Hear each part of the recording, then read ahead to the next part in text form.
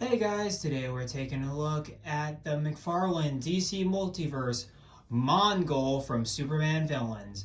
Let's get a better look at that packaging, shall we? And here we are with the packaging for the new Mongol.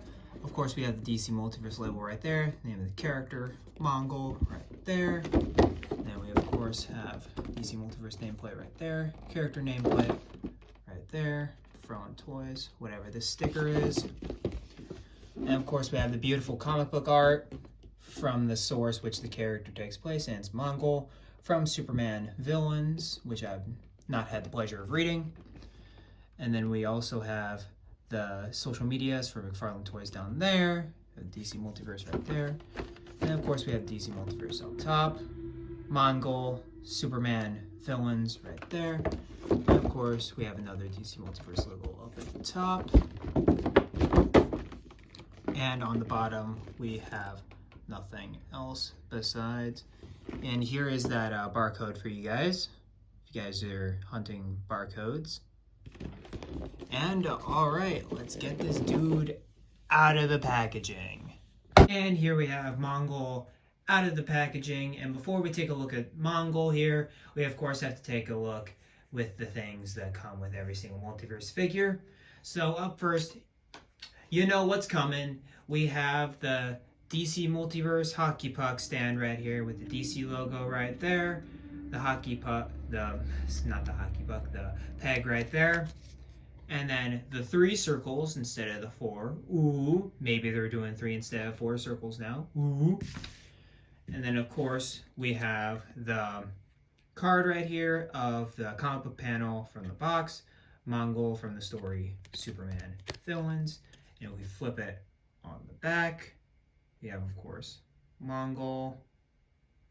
And that bio pretty much sums it up. Yeah, Mongol is a character that has a selected amount of stories, and even fewer of those stories are actually good. So, one of the only stories that's actually good that he's in is, of course, if you guys know this from the Justice League animated show, but it's also a comic. It's called From the Man Who Has Everything, where Mongol entraps Superman in the Black Mercy, and then Superman lives out his wildest dreams and has to rip himself from there in order to save his friends. It's a very sad storyline right there. And then, of course, he wrecks Hal Jordan's place. He's the one who destroys Coast City and causes Parallax to go insane. So he has a few good stories out there, but overall, he's not really that big. He's a big villain in terms of his power level, and he, of course, drives around a freaking planet. But overall, he's not really that big of a character, to be honest. And by big of a character, I mean is severely written wrong. But let's get a better look at the figure. And as we get into the face, his face looks great. He has that sinister smile with the red eyes and the yellow. And the teeth look great. The teeth look fantastic. I absolutely love the teeth sculpt. And McFarlane seems to do teeth really well. But yeah, the teeth look great. And of course we see all the veins and the yellow and all the technological components with the tube going down there, whatever this is up there. From my knowledge, he doesn't take any steroids. He's just a big guy, but it's a relatively slim design outside of these technological components like the belt and what he's got up top. He reminds me a lot of Marvel. This sculpt reminds me a lot of like earlier Marvel Legends, because I remember seeing these kind of muscle designs and stuff like that on earlier Marvel Legends figures. And of course you got the sculpting right there on the side for those athletic pants, I guess. And he's got the silver boots with all of the sculpting right there. But yeah, he's relatively a basic figure, and he's got pretty good sculpting for what's given onto him. He's got very He's got a very rocky texture to his skin on the arms for what's exposed, and he's overall just a really big boy. He's Supreme Big Boy. He's not Supreme Big Boy because I think Frankenstein is taller than him, but let's get a better look into the articulation of this guy. So he's got a slightly different way that his neck does things. So he can still he can turn his head left about that far without running into the collar. Turn his head about that far. Then he of course can go up about parallel and down to about there. So not the best head articulation in the world. And then he also has just the shoulders.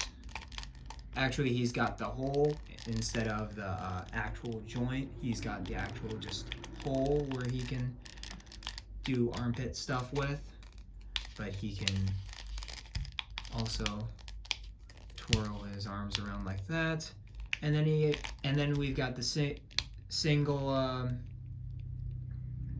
joint right there where it goes forward, it bends in about that much, and it also twists to kind of act as a bicep swivel, but not really. Doesn't look that good. That looks horrible. So for all things considered, he does not have bicep swivel for me. So, and then he of course has rotation in the hand and a sculpted joint right there, going about that far, back about there. And he of course has diaphragm, really good diaphragm. Only one diaphragm joint right here because it's all a solid piece for a change. It's a solid piece for a change, so it's only that one diaphragm. You can move around like that, pivot, can move very far forward, very far back, and then we've got those nice McFarlane joints in there. And he of course can move back about there, can kick to about there, which is not bad for a figure. And then he's got the thigh pivot, and he's got double jointed knees right there, which don't look the best, but I'm hoping they're actually working on getting these knees to look better. But yeah, not the best looking joints in the world. And then of course we have up like that on the ankles and down like that, and we have just ankle pivot for the ankles and of course toes. Here we have Mongol next to a normal DC Multiverse 7-inch figure, and of course the Libramejo Page Puncher's Superman right there. You gotta have him next to a Superman, so I chose this one because I didn't want to get the Action Comics 1000 out of my shelf because he's on a flight stand, and it's really hard to set back in place. But overall, pretty solid together. Love to get this guy in a brighter costume, and I think he'd be perfect up against this more comic accurate Mongol right there. And here's our new DC Multiverse Mongol right next to the Walmart exclusive Parallax figure and one of my earliest reviews, of course. And these two look pretty okay together. It's not the right costume. He was wearing the iconic Mongol costume when he destroyed Coast City, but yeah, I can totally see people putting Parallax up against Mongol and absolutely having Parallax kick the mother-loving shit out of him. That would be cool. And then we of course have him next to the other Mega Fig from this Mega Fig wave that we have here. We have Frankenstein from the previous video, and these two look okay together. Mongol's more space theme and Frankenstein's more of a earthbound kind of guy, so you won't see these guys hanging out, but they look cool if you want to pose them together, I guess. And here we are with the rest of the Superman villains that McFarlane has released so far. And we've got Lex Luthor with the MRG Toys Kryptonite Spear right there, which looks awesome. I absolutely love this accessory. I cannot see my Lex Luthor without it. We have, of course, the General Zod figure, which is a dope figure. I absolutely love that figure. And of course, we have the Snyder Cut Darkseid. And I know sometimes Darkseid's not a Superman villain, but I'm going by my version of Superman that I know the best, which is the animated series, and he was a very prominent character in it. But then, of course, we have Mongol in the back, and these guys look great together. Darkseid a little less so, but these three right here, I could totally see people like using them to team up on a Superman of their choosing. And here we are at the end of the review for this DC Multiverse Mongol figure. And overall, if you guys want this guy in your collection for like a villain setup, he is totally worth that. But besides that, he's not really worth it. He's a very plain and down-to-earth figure, and he does look menacing though. Like, I'll give you that. He's definitely a good villain to have. If you want a villain shelf and everything, he'll be great for that. But besides that, he's not really going to be one who's going to be too agile. He's not going to be like... I wouldn't display him doing a lot of articulated comic book art with him like punching Superman in the face or holding Superman with that open hand he's got right there. I wouldn't do that. I'd just have him standing being like, wah ha ha ha, like he is right now. But yeah, this guy's get it if you want him. If you don't kind of thing.